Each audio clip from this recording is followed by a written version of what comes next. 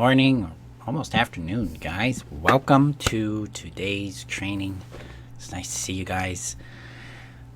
So, if you're new to me, I'm Marshall Burtcher, and I help codependents rediscover their happiness after codependency, love addiction, after narcissistic abuse, and even after those emotionally unavailable relationships we tend to encounter sometimes. So, today we are going to be addressing another fantasy in our little lineup here of fantasies that we tend to encounter, especially when we're dealing with either love addiction, trauma bonding, codependency, those kind of things.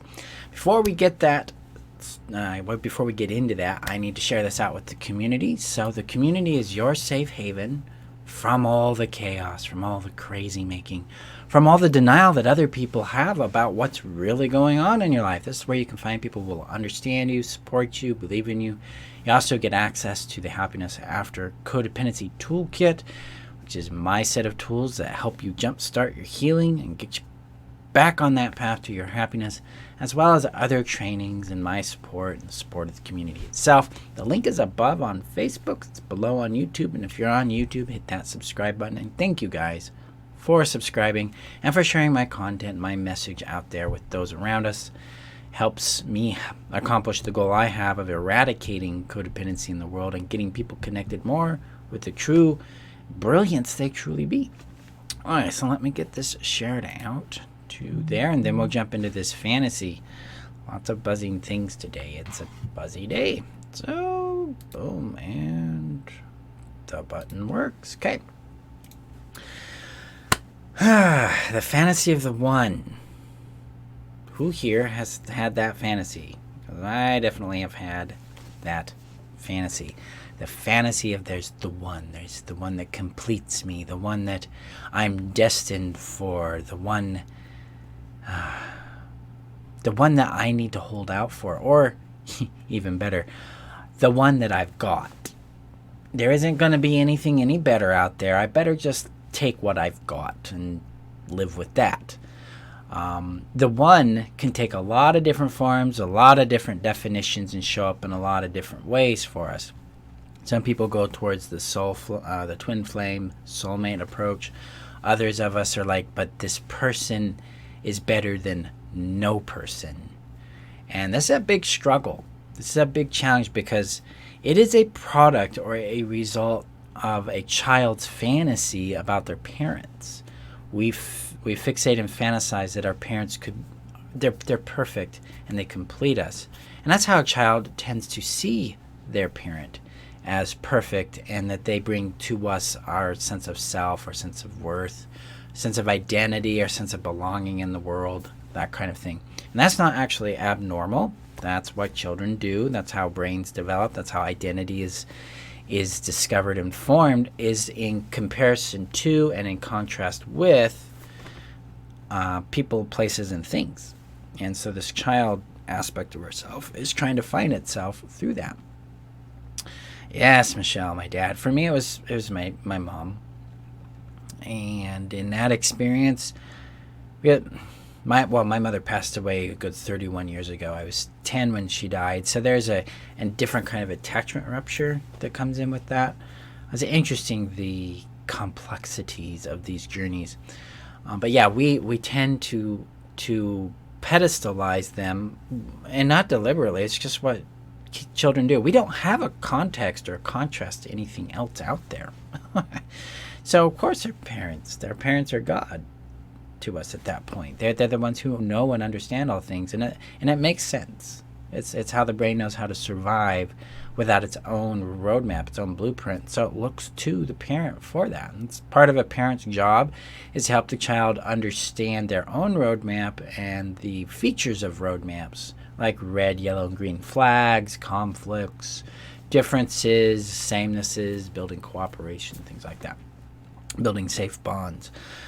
But for a child who has been abandoned, at a minimum, abandoned or neglected by the parent,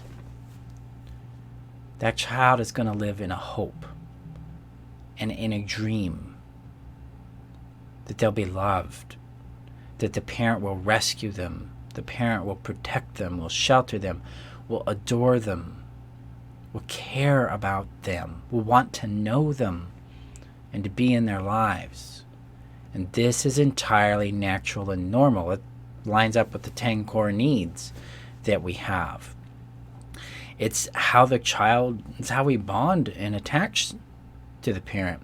And when this is ruptured or inhibited in some fashion, whether it be by overt or covert abuse, neglect, whether it's deliberate or unconscious or wherever that might come in, unavailability, emotionally unavailable parents, things like that, the child becomes inhibited in their growth as an individual. They stop a process called individuation, and they move into either a freeze fawn loop or kind of like a fight fawn loop, where they try to survive either by conforming and pleasing, or by rebelling, or becoming needless, becoming invisible. All those kinds of things show up that way. And as a child matures and we start to build, or the child starts to build peer bonds with their peers, they, especially romantic ones, they tend to seek the one, because this is an expression of that child fantasy of the whole and perfect parent that will rescue them and complete them and protect them. Well, this becomes projected onto the romantic element of life. And, we can thank Disney for some of this bullshit. We can thank the myriads of terrible rom-coms out there, because these really demonstrate this cycle and pattern of seeking to complete ourselves through romantic relationships. And that's because we're really seeking this emotional intimacy that sometimes we confuse with either sexual intimacy, physical intimacy, things like that. And it's all constructed in this idea of the one. Now, the one is a very compelling fantasy because it also is completely driven by scarcity. There's just one, and I have to keep them because there won't be any other. And that's a terrifying position. It's like, dear God, what happens to me if I don't have anybody? This is it. I've got to make this work. And so when we hit that distress phase in the narcissistic abuse cycle, the sad cycle, so they've seduced us, so we be convinced that this is the one we've been looking for, and they start to abuse us, we move in from that euphoria to that distress phase. Yeah, we're trying to keep this, especially if we bought into this concept of the one. Woo, yeah, we're gonna fight tooth and nail to keep that, because what happens to us without it, right? There wouldn't be anybody else. And this is one of the issues, or this is one of the factors that create the intensity of the euphoria and the intensity of the attachment distress that results when they move from abuse to discard. See, from addiction to connection, we address this directly by bringing in a concept of abundance. There's an abundance of healthy, loving, fulfilling opportunities out there with healthy, loving, playful, fulfilling people.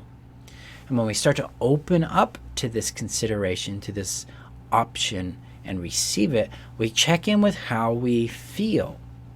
And often, if we start to trust it, or at least lean towards trusting it, we regulate really fast and really deeply, because then the meaningfulness, the significance that we've placed on this connection or attachment to this other person that we've been dealing with is significantly reduced, which means the attachment distress is reduced, because now it's not just one person. It's like, I've got better options.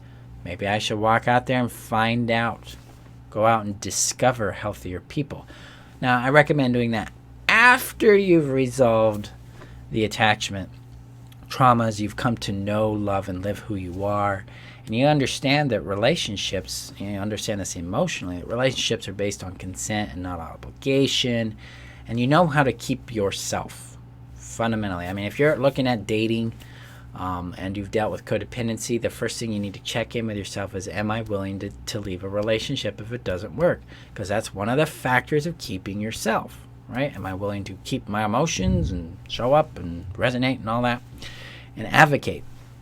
So this fantasy of the one is one of the most compelling and anchoring elements of love addiction, of trauma bonding, because we think this is it.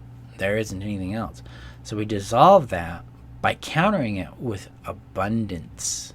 The abundance of healthy, loving people available to us. The abundance of people who would actually care about who we are. And this is a challenging position because it forces us to face reality and to take risks and to actually get to know people and understand who they are as they are. That can be a reach, but that's part of the journey of coming back to ourselves and understanding ourselves so that we can know, love, and live who we are. So if you're dealing with the fantasy of the one, I'm going to give you a challenge to open up to the idea that there is more than one. You can have the reality of many rather than the fantasy of one. And then observe how it changes your anxiety about keeping this toxic person in your life.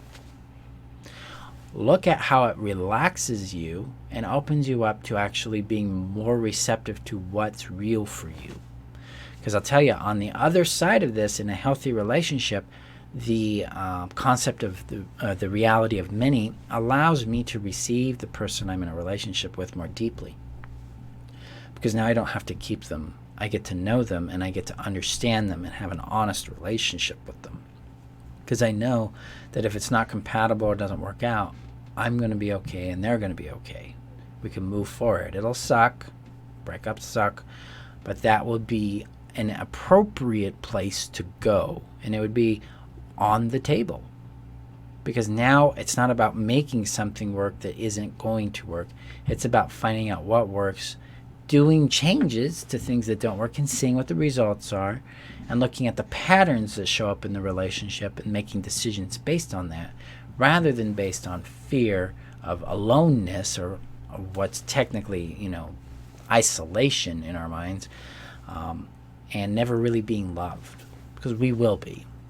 Our job is to first come to love and understand who we are, and then live that as honestly as we know how at that time, and then allow others to see it and then receive and understand who they are and see if they fit with what we want and how we want things. Then we can build honest relationships from there. Okay? So today, that's the big fantasy thing for today, is the fantasy of one. And we address this directly in the From Addiction to Connection, because it's a major component in our journey back to abundance, back to our peace, connection, and our sanity right there.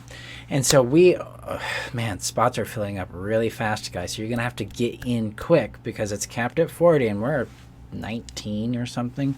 So it's moving really fast. We've got 9 days before we launch. So first class is Friday the 28th of June at 7 p.m. So the link to enroll is above on YouTube, below on Facebook. And jump in, because I'm going to teach you how to restore peace, restore sanity, and restore connection and belonging back into your life. That helps you eliminate the need for the addiction. It helps you regulate the addiction by regulating your attachment distress, and pop the fantasy and pop the euphoria so you can get back to reality and back to a nice, consistent, warm connection with healthy people, because you're going to learn how to choose healthy people, what they look like, how to identify them, and how to identify how they meet your needs. One of the most powerful tools is the emotion mapping concept that is taught in From Addiction to Connection, along with the attachment distress regulators and the warming up practices and the reflection practices and all that. There's a lot of powerful, simple processes that set you free. So we start here in about 10 days. Guys, I appreciate you. Remember that you're worth knowing, loving, and keeping. I invite you to join us as well. And if you have questions or anything you need support on, feel free to comment below. Join the community and ask there. I'd be happy to support you. And remember that there are far more people out there that will love and adore and understand who you are without all the drama, without the abuse, without the chaos, because they're healthy and they care about who you are and not what they can get from you. And because healthy relationships don't have the same problems unhealthy ones do. Healthy relationship problems are a lot like the dishes conflict, or maybe time management conflicts, libido differences, maybe some financial differences, or political religious differences, but they're not violent to each other because they're based and built on this core fundamental respect of the other person and how they feel. And so you both have a reciprocation of, at a minimum, caring about each other. So there's a lot of abundant people that way. We just have to move our focus and our awareness to that spectrum so that we can see it and then connect to it and allow ourselves to receive those kinds of people and learn how to receive love in that healthy way. Okay. Again, remember you're worth knowing, loving, and keeping, and I will see you guys in our next training. Be safe out there. Okay? Bye-bye.